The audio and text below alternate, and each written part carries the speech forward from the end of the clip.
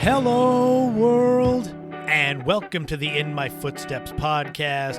I am Christopher Setterlin, coming to you from the vacation destination known as Cape Cod, Massachusetts, and this is episode 174. The holidays are in full swing, Christmas is a week away, and I've got more nostalgia to stuff under your Christmas tree. We're going to kick it off with a look back at some iconic and beloved Christmas commercials. You've heard of the 12 Days of Christmas. This is 12 beloved Christmas commercials. We're going to go way, way back in the day and look at what was seen as cutting-edge technology that ended up being an ultimate fail, and that was LaserDisc. There'll be a brand new top 5 looking at the top 5 advertising mascots that had their own comic books. These are a slice of corporate fun. And there'll be a brand new This Week in History and Time Capsule centered around the very first episode of The Simpsons television show. All of that is coming up right now on episode 174 of the In My Footsteps podcast. So what are we going to talk about this week? The fact that I've got pretty much all of my holiday shopping done. I hope you all do too.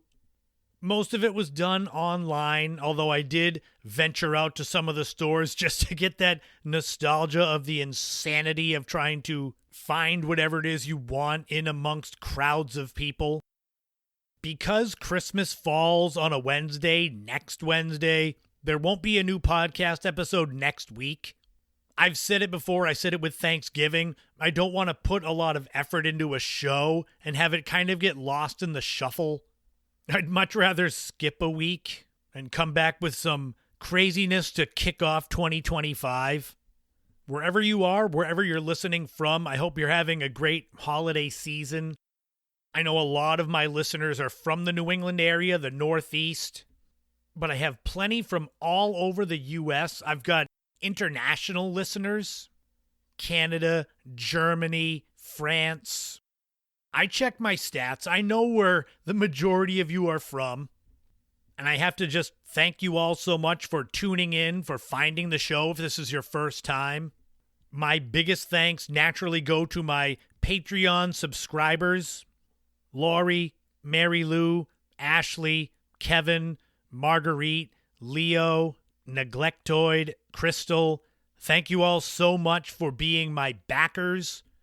You'll see next week on Patreon, there's something I'm leaving under your tree, and I hope you'll enjoy it. Hopefully that'll entice some of you to go over to Patreon to see what it's all about. $5 a month gets you access to bonus podcast episodes, early access to YouTube videos. There's an ever-growing free tier, which has a little teaser for what my Christmas present is for my Patreon subscribers. But you don't have to become a Patreon subscriber to support me and support my content. The best way you can do that is sharing it and actually listening, watching, reading. I've got so much content everywhere. Because I love all this creation, writing, podcasting, videos, video editing. But also, I figure if I have a big enough portfolio of content, it's more ways for people to find me rather than just a podcast or just videos, etc. We're going to kick this show off right now, episode 174, as I run through a dozen beloved iconic Christmas commercials, complete with clips to give you that warm, fuzzy feeling. So let's get into those starting right now.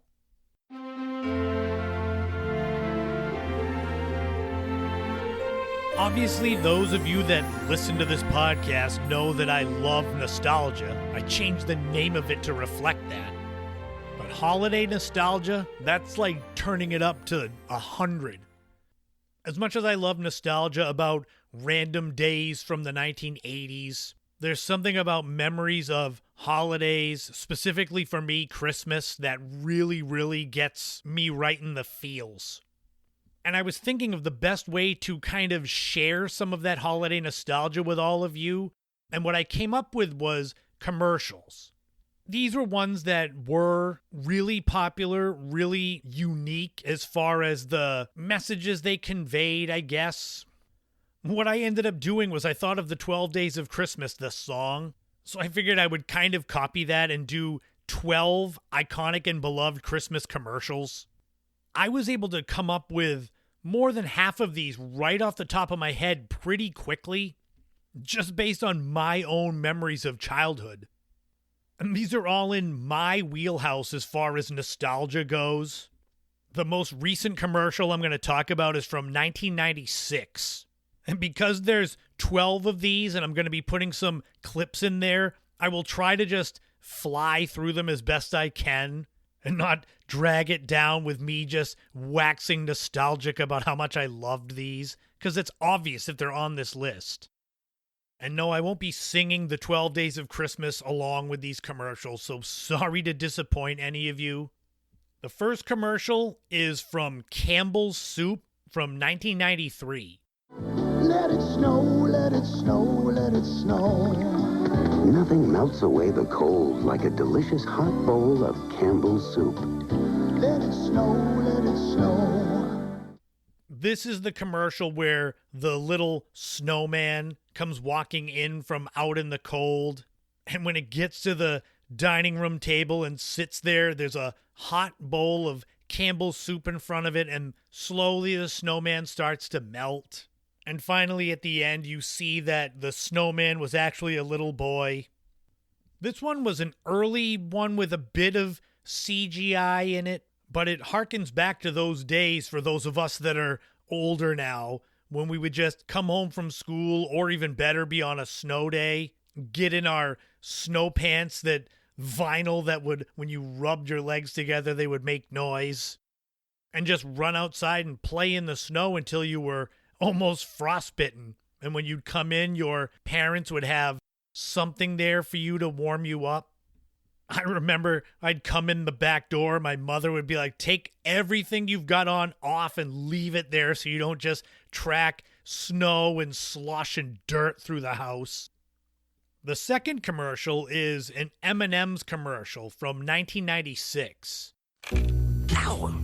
So you think Santa will like these red and green M&Ms? I don't know. I never met the guy. He does exist. They do exist. Santa?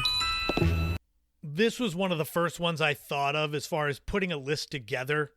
The M&M's guys coming out red and yellow with Santa coming down the chimney, and they bump into each other, and red M&M and Santa both pass out when they see each other.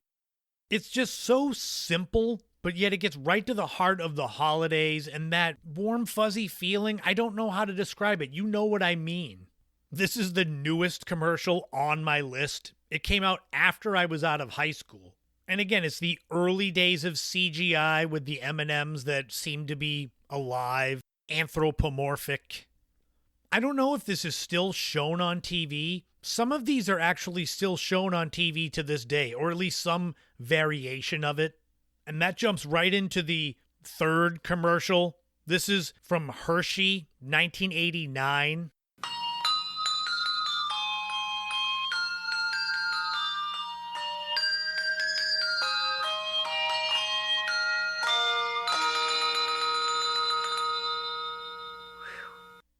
That one there, another one that is just right at the top of my list when I think of commercials I remember seeing as a kid during the holidays that just were imprinted on me, that gave me those good memories. The different colored Hershey Kisses that were bells. This is one I'm pretty sure that it's still shown today, but I think that they have remade it. I don't think it's the same one from 35 years ago.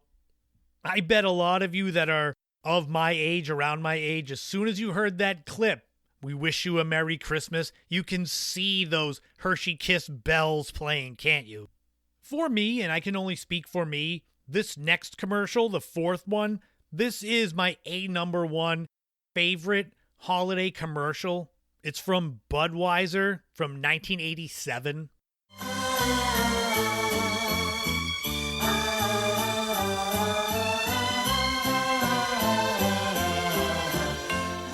The people who bring you Budweiser wish you and yours the very best of everything this holiday season. I don't know if it's the visual of the Clydesdales in the snow, if it's the song in general, or if it's the fact that it brings me back to when I don't think I still believed in Santa Claus when I was 10 years old, but it's right around that time where the holidays are just magical, I guess. Like they were just going to be amazing. You didn't have to do anything. The holidays can still be amazing now, but you've got to kind of put in more effort to make it so. But those Budweiser Clydesdale horses pulling the sleigh, going through the snow. I mean, you talk about something that gets you right where it counts. And when it came out, I was 10 years old. So I've seen it ever since then, and I don't ever remember it making me think about going to buy Budweiser. It was always more just about enjoying Christmas and the winter time. The fifth commercial is from McDonald's from 1982.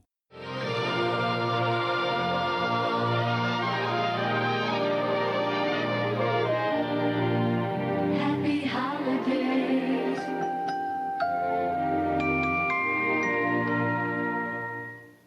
This one's a harder one for you if you don't see it to kind of understand it. This is the one where there's a bunch of kids ice skating on a frozen pond, and there's one little boy that can't skate, and Ronald McDonald shows up, and he's bringing all the kids around. They're like a human chain, and the one little boy is sad until Ronald comes and picks him up and kind of spins around with him, and it's just this wondrous time with this fast food clown. What I made sure I did with this list of 12 commercials is that it had to be one product each, because there were a lot of McDonald's ones I could have used. There were a lot of M&M's ones I could have used. But we had to go one of each to kind of spread the wealth around. We're halfway there, though. The sixth commercial really tugs at your heartstrings here. It's from Folgers in 1986.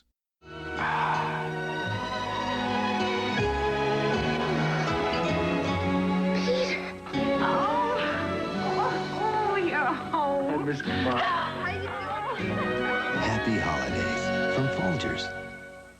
Ah, yes, the best part of waking up is Folgers in your cup. This really gets you in the feels if you're a parent and your child is away, or if you've got relatives you don't see that often and they show up for the holidays and it just makes everything better. It's like a Hallmark movie. They're also happy to see Peter, and then the smell of coffee is just what ties it all together. Okay, so we're at the seventh commercial. This is another brand where I could have made a whole list just for their holiday commercials. This is from Coca-Cola in 1993.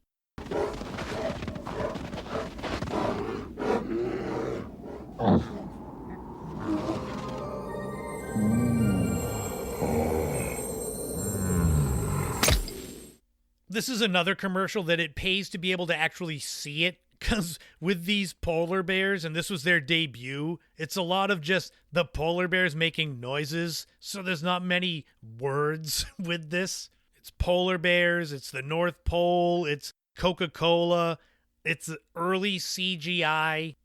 These polar bears have been in a ton of commercials, especially in the mid to late 90s.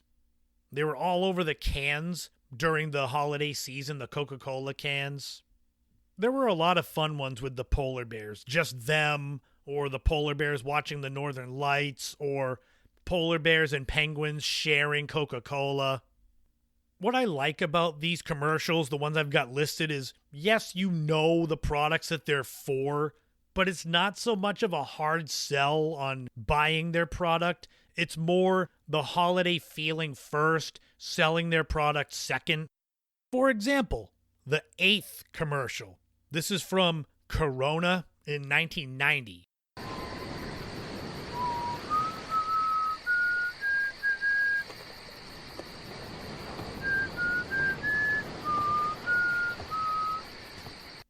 This is another one. You just hear it. There's no words. It's whistling "Oh Christmas Tree," but you know what it is. You can see in your head the little beach shack the palm trees, and one of the palm trees lights up with Christmas lights.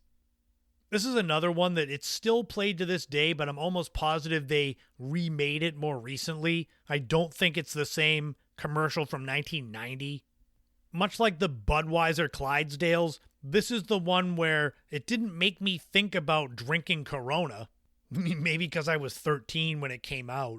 But it was more about that cool holiday feeling, liking the aesthetics of the beachfront with the palm trees, but also feeling bad that there was no snow for whoever this guy was whistling.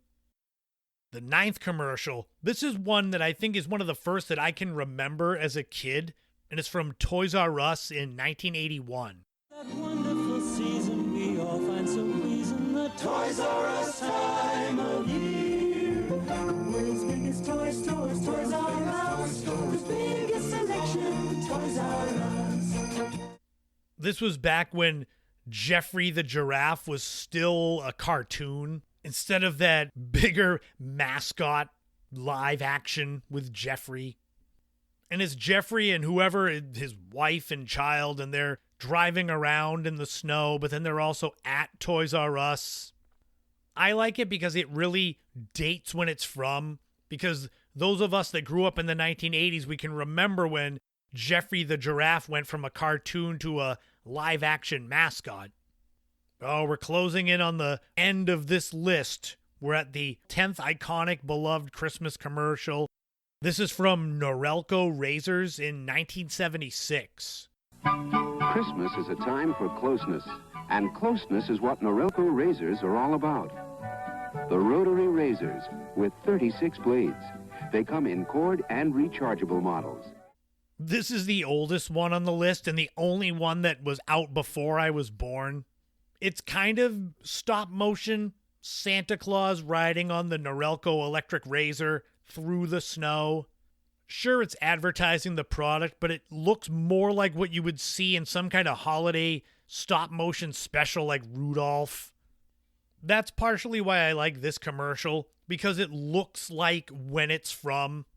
They don't do stop-motion stuff anymore. It's all CGI, so you can tell it's from the 70s. Maybe it was on when I was a little kid, but I don't remember it. But it's that whimsical time, holiday season, when I was little and still believed in Santa, until I found some of my Christmas gifts in my mom's closet when I was probably 6 years old and opened everything. Yeah, and I couldn't imagine my mother and stepfather buying us kids presents and then having us find them weeks ahead of time and opening all of them. It's like, what do you do? Okay, we've got 2 more left. The 11th commercial. This is from the Yellow Pages in 1991.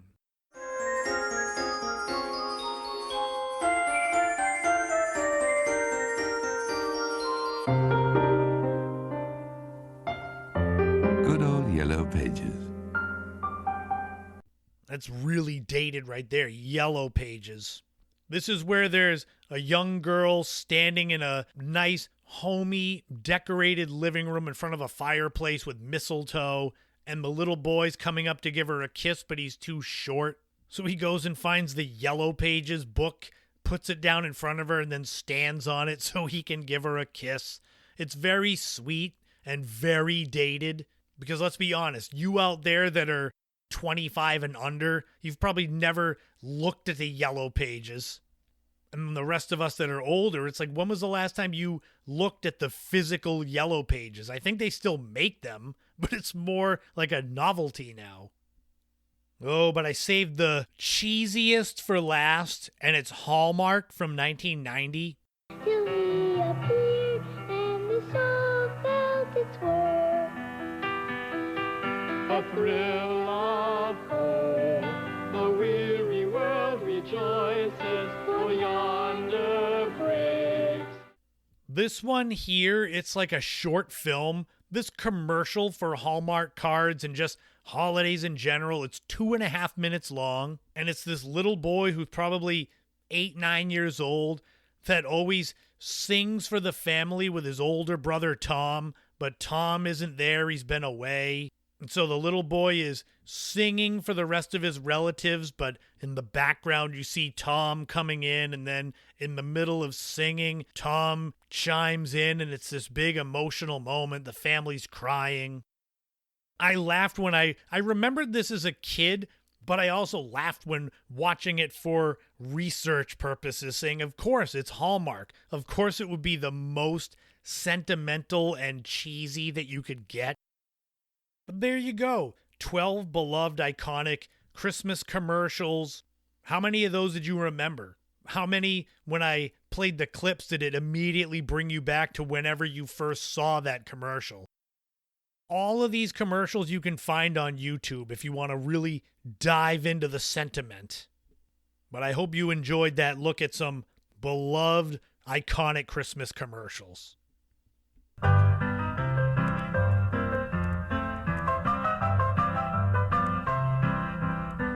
This week in history, we are going back 35 years ago to December 17th, 1989, and the very first ever Simpsons episode. I will never pass up a chance to talk about The Simpsons, one of my favorite TV shows of all time. It's also not lost on me that 35 years the show is still on the air. Whether you think the quality has dropped or not in the last 10, 15 years, there's no denying that at one point this was one of the most revolutionary shows ever. The journey of The Simpsons began back in 1987 when producer James L. Brooks approached cartoonist Matt Groening to create animated shorts for the Tracey Ullman Show on Fox. Groening, who was the creator of a comic strip Life in Hell, hastily sketched a dysfunctional family during a meeting with Brooks, mostly because he didn't want to give up the rights to his comic strip. But The Simpsons, made up of Homer, Marge, Bart, Lisa, and Maggie, were all born on that day in 1987. The shorts on the Tracey Ullman Show were generally about 30 seconds, characterized by crude animation, especially compared to how the show looks now in HD, and its offbeat humor. The Simpsons quickly gained a cult following thanks to being on the Tracey Ullman Show, and by 1989, Fox saw potential in expanding the concept of The Simpsons into a half-hour primetime series. This would mark the first time that an animated show had been in prime time since the Flintstones in the 1960s.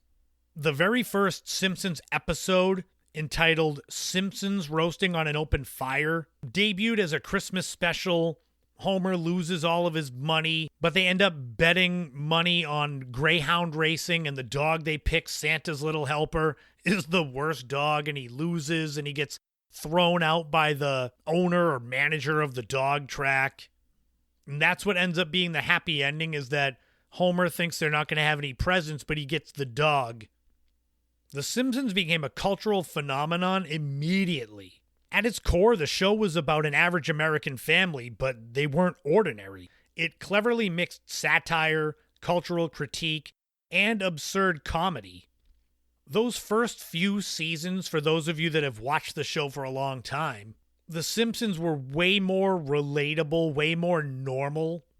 The situations they would get into weren't that far-fetched compared to what especially has been the last 10 to 15 years. Back in episode 132, I did a segment just called I Love The Simpsons, where I talked a lot more about the show. Because here I'm trying to sum up The Simpsons, at least their intro into the American zeitgeist, and it's hard to try to keep it manageable. Because I haven't even started talking about how Bart Simpson became an American icon, Eat My Shorts, Don't Have a Cow Man, or the endless litany of famous guest stars that have been on the show or classic episodes. And in the future, I will do more Simpsons-related content, probably top 5 lists. But to sum it up, The Simpsons, they haven't just entertained. It's redefined storytelling, satirized societal norms. It's brought animation into the mainstream. These are all things that are common now, but 35 years ago, it was far different. And that very first full-length, half-hour Simpsons episode, Simpsons Roasting on an Open Fire, debuted on the Fox network 35 years ago this week in history.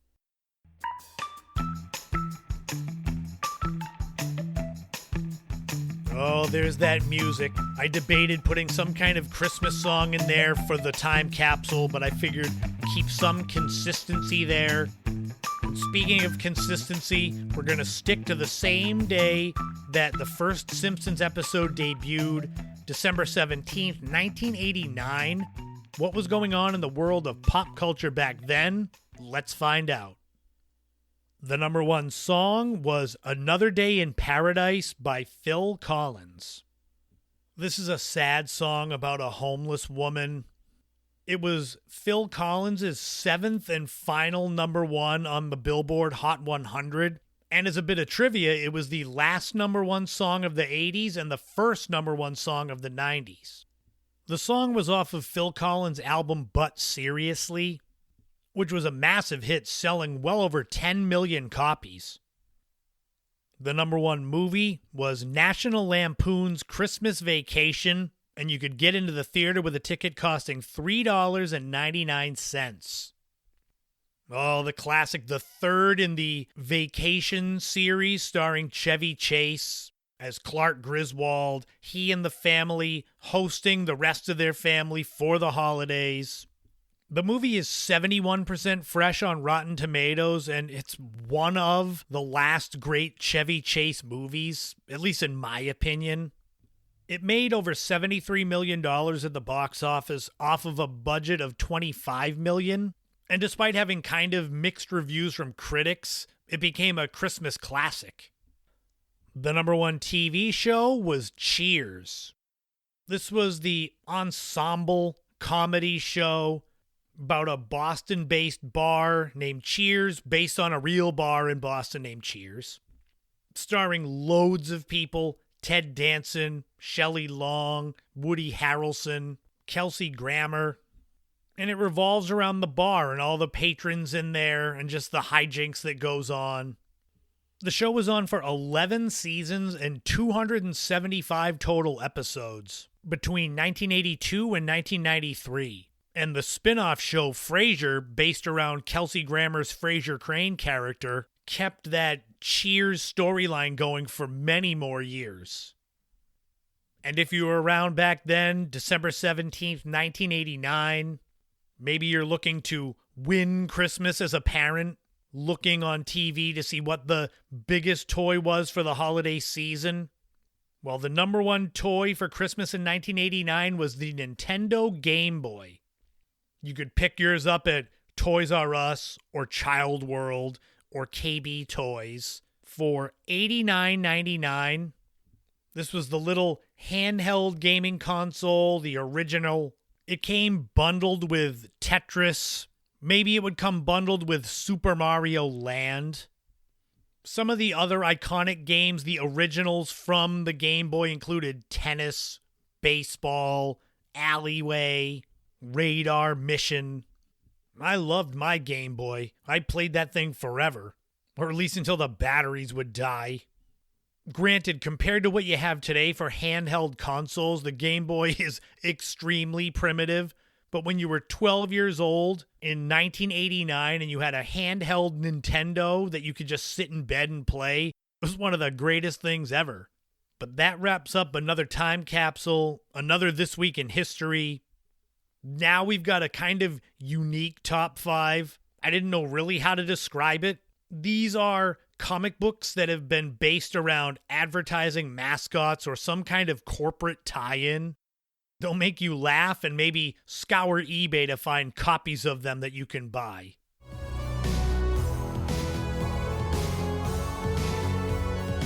Superman, Batman, X-Men. These are some of the most famous comic book characters ever. I don't claim to be the biggest comic book fan or have tons of comic book knowledge. I'm sure some of you that have that knowledge are hearing me mention Superman, Batman, X-Men and saying, why don't you mention these other characters as famous comic book characters? With my nostalgia brain, instead of looking at the most popular or well-known comic book characters, I went looking the opposite direction. Kind of the weirdest ones to have comic books. And what I ended up settling on was advertising mascots / corporate comics. You'll see with this top 5 what I'm talking about. It was hard to describe and nail down to kind of a tagline. What I was looking for was advertising mascots that you'll probably know all of these advertising mascots or corporations, but they're diving into comic books, whether just a couple or several in a series. So I guess this top 5 would be the most surprising advertising mascots to have their own comic books. I will say, I think that if some of you out there have some of these comic books in mint condition, they may be worth something. I don't know. I used to collect baseball cards, so I had a better knowledge of what was valuable or what I thought was valuable. So I don't know, maybe all these comics aren't going to be worth anything. As with most of these top 5s, they're in no particular order. I have some honorable mentions, and I will say I will likely be doing another kind of top 5 to do with either weirdest or funniest comics. There are tons of other comic book podcasts, so I'm not looking to step on anyone's toes. I'm just looking to bring the nostalgia in and branch out as far as I can. So let's jump into the honorable mentions. I'll kind of briefly touch on these. So honorable mentions for advertising mascots with comic books include Hostess snack cakes. These were in the 1970s and 80s, short comic books featuring Twinkies, cupcakes, and fruit pies being part of whichever main character what they would use to subdue the villains. There was Combos. There were comic books with Combos Man. These were in the early 1990s with Combos Man's powers coming from the Combos snack foods. Like using the combos as a shield with a big C on his chest. Another honorable mention was the Big Boy chain of fast food restaurants. These started in the mid-1950s featuring Big Boy, who was the cherub-like chubby mascot with the red and white checkered overalls. They usually involved Big Boy and his friends solving some kind of problem. And there'd be coupons and such and promotions for Big Boy in there, so it was a double win. The final honorable mention is McDonaldland. The only reason why this is in the honorable mentions is I may end up doing a full segment just on McDonaldland comics. But these were in the 1970s, featuring all of those famous characters we remember. Ronald McDonald, Grimace, the Fry Guys. But seeing as how I'm probably going to be doing a full segment on the McDonaldland comics and another one on the beginnings of McDonaldland, I figured I'd mention it just in case some of you out there were wondering where it was. But those were the honorable mentions. So let's get into the actual top 5 advertising mascots that had comic books. Starting with number 1, Kool-Aid Man. Kool-Aid Man comics were actually what gave me the idea for this list. I don't remember where I ended up seeing them, but I said, boy, that's interesting that this picture of Kool-Aid with a face had his own comic books. These comic books were launched in the early 80s, part of a broader marketing campaign for Kool-Aid. These were typically given away as part of promotions, and originally they were distributed by Marvel Comics. So Kool-Aid Man was a Marvel Comics character. Those of you that know Kool-Aid Man, he was very jovial. His powers included busting through walls, just like he would do in the commercials. And he would also use Kool-Aid to thwart typically his enemies were the Thirsties. And there were messages in these comics, teamwork, solving problems. Some of the comics had puzzles, adventures in them that kids could do. They were all lighthearted, a bit over the top, meant for kids, obviously. Some of these are valuable to this day. They were only around in the 80s, early 90s. Marvel didn't distribute them totally. At some point, they ended up being transitioned to Archie Comics. So you collectors, go check your collection. If you've got mint condition Kool-Aid ones, you could sell them and make some money because they were basically given away back then. Number 2, is Captain Crunch. Yes, the cereal mascot, Horatio Magellan Crunch. That was his full name. These comics in the 70s, early 80s, they were part of Quaker's initiative to try to get more eyes on their Captain Crunch product. Usually these were giveaways too, just like Kool-Aid. The main idea of them, besides getting more kids to buy their product, was to enhance the lore around Captain Crunch, because I know that's what all of us kids wanted to know, his backstory. The comics surrounded Captain Crunch and his team of friends, Alfie, Carlisle, and Dave, his crew, Sea Dog, which was the name of his dog, and Jean Lafoot, who was the enemy. All of these, or most of these, took place on Crunch Island. These were what you'd expect for kids, whimsical with bad puns, emphasizing courage and teamwork in the adventures. And of course, with all of the corporate/advertising mascot comics, there'd be tie-ins to the foods so that you would be tempted to buy more of it. Speaking of cereals, number 3 was Diggum the Frog. Diggum is the frog, the mascot from Honey Smacks. I think it's now just Smacks. Back when I was a kid, they were Sugar Smacks, but sugar became an evil word. Much like Captain Crunch, these were around in the 70s, early 80s. Part of these comics, all of these advertising mascot ones, it was to give kids more to do to kind of flesh out their products. I know I spent many Saturday mornings in the 80s reading the back of cereal boxes, so I think kids of my age, we were looking for more than just staring at the same 9x12 box back. Diggum the Frog was cool and upbeat and kid-friendly. These comics were typically in the cereal box, smaller, pocket-sized, with them being like what you'd expect for kids, lighthearted, going on simple adventures, the jungle, futuristic cities. They weren't covering any deep topics like the after-school specials would. There'd be basic villains trying to steal Diggum's cereal, and he would use his bravery and quick thinking to stop them. These, like all the rest, they typically relied on childish puns, simple humor, and of course, promotions for Honey Smack cereal and puzzles that would reveal codes to give you promotions for the cereal and such. Number 4 is Colonel Sanders, the Kentucky Fried Chicken Colonel. This is an unbelievable one. I mean, I guess Colonel Sanders, Harlan Sanders, the real man, his story was definitely something you could see made into a movie, but I don't know about comic books. These first came out in the 1970s, and unbelievably, they were first released by DC Comics. So you could have had a Marvel versus DC comic book that featured Kool-Aid Man fighting Colonel Sanders. Somebody needs to get on making that cover art for that. In my research, I think that the Colonel Sanders one in the 70s, I think it was a one-shot deal, and it just portrayed him as he was seen in the commercials at the time.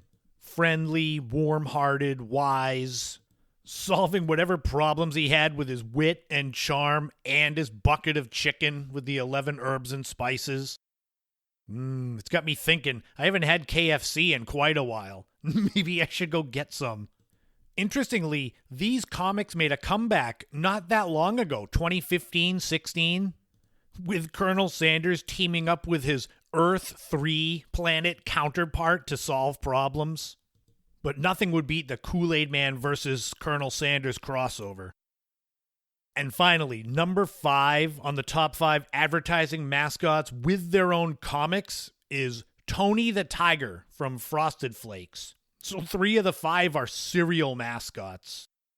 Tony the Tiger was created for Frosted Flakes or Sugar Frosted Flakes in the early 1950s, and the comic books featuring this character began in the 50s. These were typically mini comics inside the cereal boxes or promotional mail-in ones. It just reinforced Tony the Tiger's positive, fun-loving attitude. He was usually a mentor-type character, just like in the commercials, with him always saying his catchphrase, "They're great." These comics centered around sportsmanship, competition, the value of perseverance. There'd be some crossovers with famous athletes, Jackie Joyner-Kersee, Nolan Ryan, Ozzie Smith. These were later on in the 80s. These were interactive, like much of the other ones were, puzzles and games for kids to do, mazes. The irony is that pretty much all of these comics that I went over in this top 5 were around when I was in my heyday as a child, and I don't remember ever reading them or getting them, so I'm very sad. I have 4 siblings. I don't know if they would steal the comics out of the Frosted Flakes or Sugar Smacks before I got them. But that wraps up the top 5 advertising, corporate mascot, comic books. Have you heard of any of these? Do you have any in your possession? They might be worth something on eBay. But now we go from things that might be valuable on eBay to something that might not be worthless, but if you've got them in your possession, they're likely better used as a coaster on your coffee table, as we look at the history of LaserDisc coming up right now.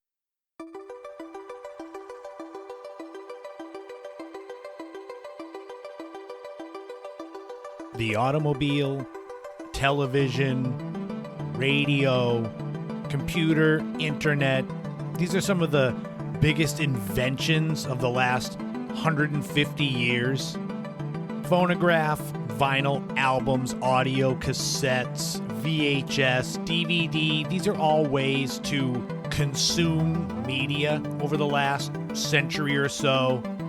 But not all inventions stand the test of time. Not all of them leave a huge legacy of importance. And of course, we're going to talk about one this week as we go way, way back in the day and look at the history of one form of media consumption that really never took off in the 1980s, and that was LaserDisc. Do you remember LaserDisc? Those of you that grew up in the 1980s?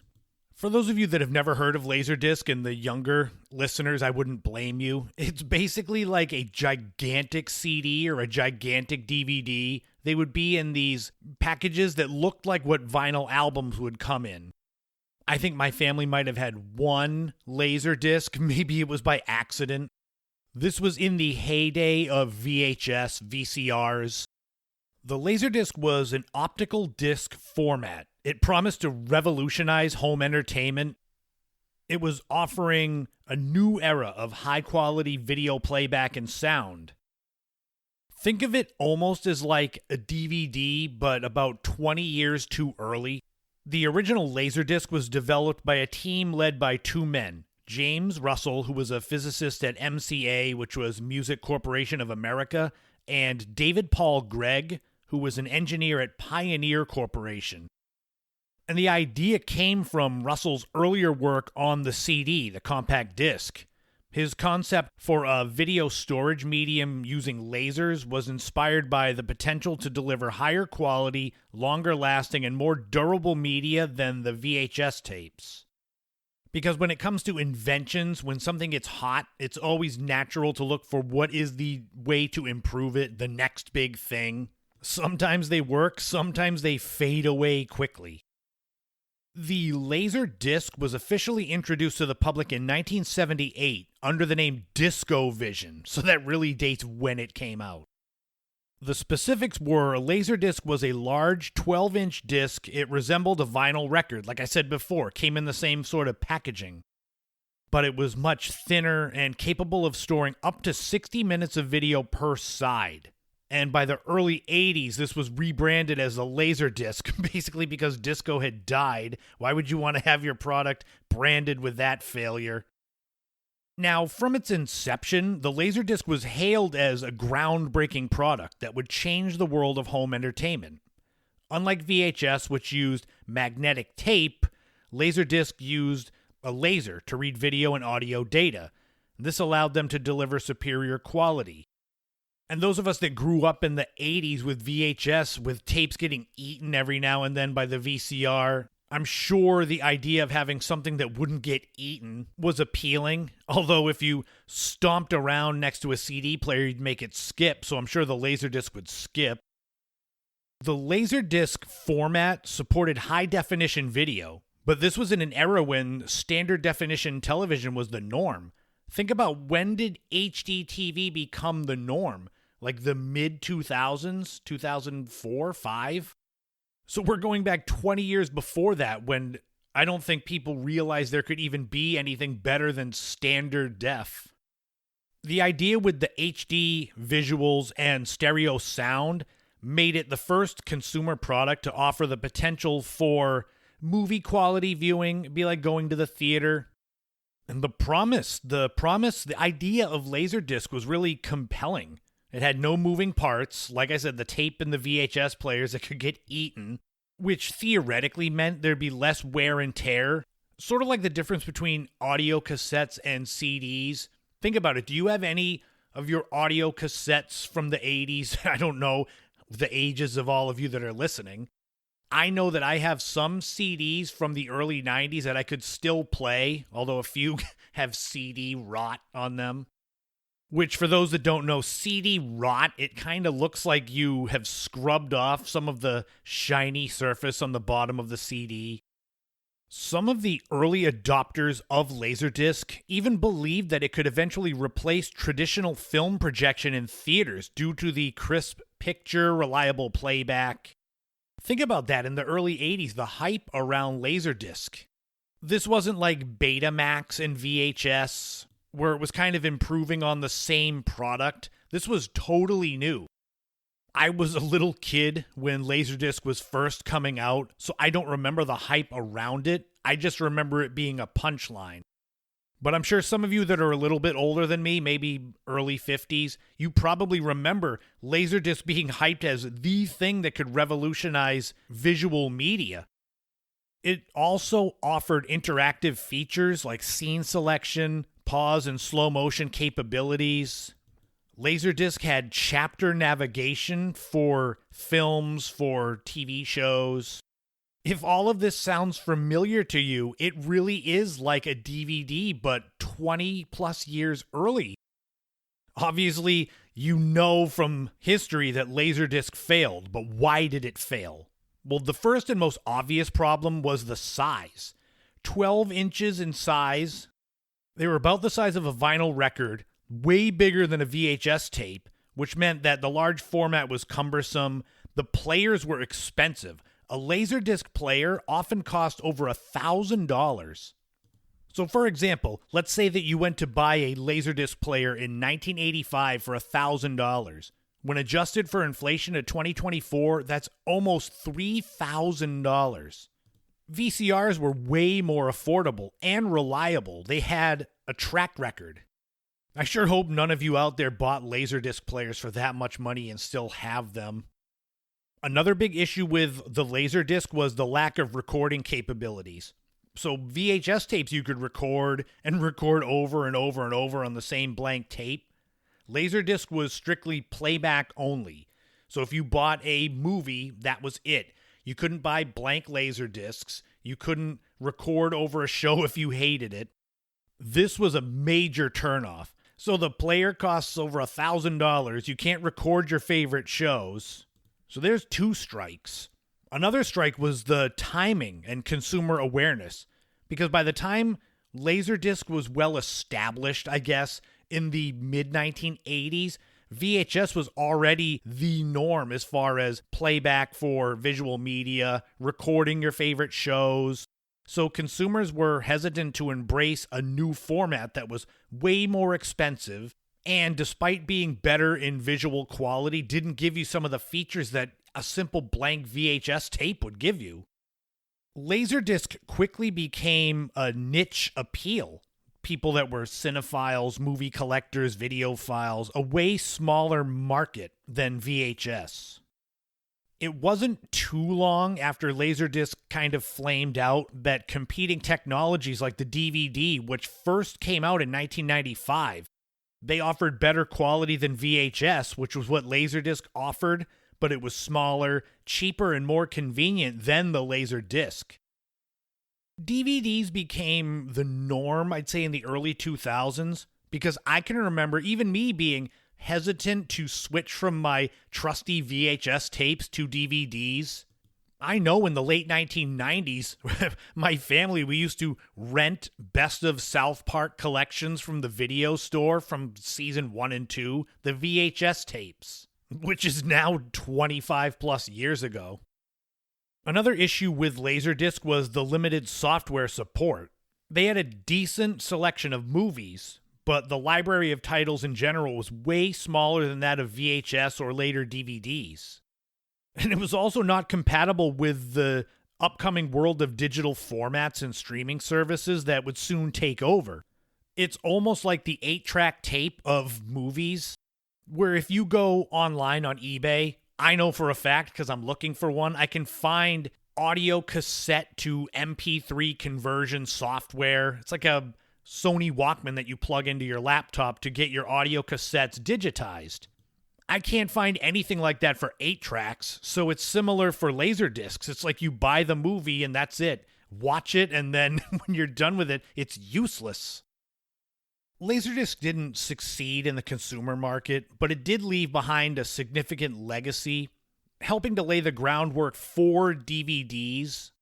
And that's not to say that no LaserDiscs have any value. Like if you have a collection of LaserDiscs, which I'm sure is about 2 of you listening, but if you look on eBay or other websites, there are some rare LaserDiscs that are actually valuable. And I'm not talking thousands of dollars, sorry, unfortunately. Maybe a couple of hundred rare ones. But the LaserDisc was ahead of its time in many ways. It just faced too many obstacles to break into the mainstream market. Trying to break into the home video market when VHS was at its peak was kind of impossible. Like I said, even in the late 90s when the DVD was starting to come around, it took it 5-6 years for it to become the norm. But LaserDisc did offer a view into the future. It's just the high cost, bulky size, and lack of flexibility led to its failure. But did any of you out there have LaserDisc players? Did you spend basically 2 or 3 months worth of home payments to buy a LaserDisc player? I'm so sorry if you did. Oh well, at least if you have a LaserDisc 8-track or Betamax collection, or all of them, you can throw them in your fireplace to keep you warm through the winter. But until next time, that's going to wrap up episode 174 of the podcast. Thank you so much to all of you who have been tuning into the show, sharing the show over these last 4+ years. I had my best single day ever for downloads of the podcast just a few days ago from when this show goes live. Best days, best weeks, best months ever. They seem to happen more and more frequently, and I'm never not grateful to those of you that listen, who share, who support me on Patreon or buy me a coffee, who subscribe to my YouTube channel where I've got hundreds of videos, visual segments of the podcast that I do a lot of, the Webcam Weekly Wrap-Up podcast. I'm all over the place. I never thought growing up that I'd have such a big imprint, I guess. I'm nowhere near an influencer, but if you look me up, you can find me all over social media, Threads, Instagram. I got a Facebook fan page. I'm on Blue Sky, TikTok. Like I said, hundreds of YouTube videos, hundreds of blogs, hundreds of podcasts. The content creation, that's my passion. I love the creativity. All of this stuff, the podcasts, the blogs, the videos, all that, it's all from my mind. And that's what I feel my contribution is meant to be to the world. I'm not saying my Gen X Nostalgia podcast is changing the world, but if it distracts you from whatever you've got going on in your life for an hour a week, then I'm definitely doing my job and doing a service, a good service for the world. And with that said, I was saying at the beginning of the show that this was going to be the last episode of the year, but the more I went along doing this, I started to think I had an idea for episode 175, which will drop now on Christmas Day. It'll be kind of a best of the year and a preview of 2025. It's not going to be a clip show, but it'll definitely be a lot of review. I'm hoping that some of you out there, or some new people that have never heard the show, will find that one next week. and hear me talk about my favorite segments from 2024, and it'll entice people to go and check out my archives. So yes, there will be a new show next week under your tree when you wake up on Christmas morning. I have a present for my Patreon subscribers that's going to drop on Christmas, but I figured I couldn't let the holidays pass without sharing another present for you all out there. I hope wherever you are, you're having the best end to the holiday season possible, whatever you celebrate. I hope your shopping is done. If you like snow, I hope you've got some snow. If you don't like snow, hopefully you live in the South where it's still a bit warmer. And in this time of year, as the holiday season starts to wrap up, I hope that you've gotten to spend as much time as possible with those that mean the most to you, family, friends, and hopefully you get to lean into the things that make you happy, whether that's certain foods, certain places, certain podcasts. I mean, if you're listening to this, hopefully I am one of your favorites. I know based on my Spotify Wrapped for creators, my overall listenership went up. I think it was 34% 2024 over 2023. That growth is what's going to keep me going. That growth is what's inspiring me to do an episode next week. So thank you all again. Thank you for making me do more work because I feel that I want to share it with you. And remember, in this life, don't walk in anyone else's footsteps. Create your own path and enjoy every moment you can on this journey we call life because you never know what tomorrow brings. Thank you again for tuning in to my show. This has been the In My Footsteps podcast. I am Christopher Setterlin, and you already knew that. And I'll talk to you all again soon.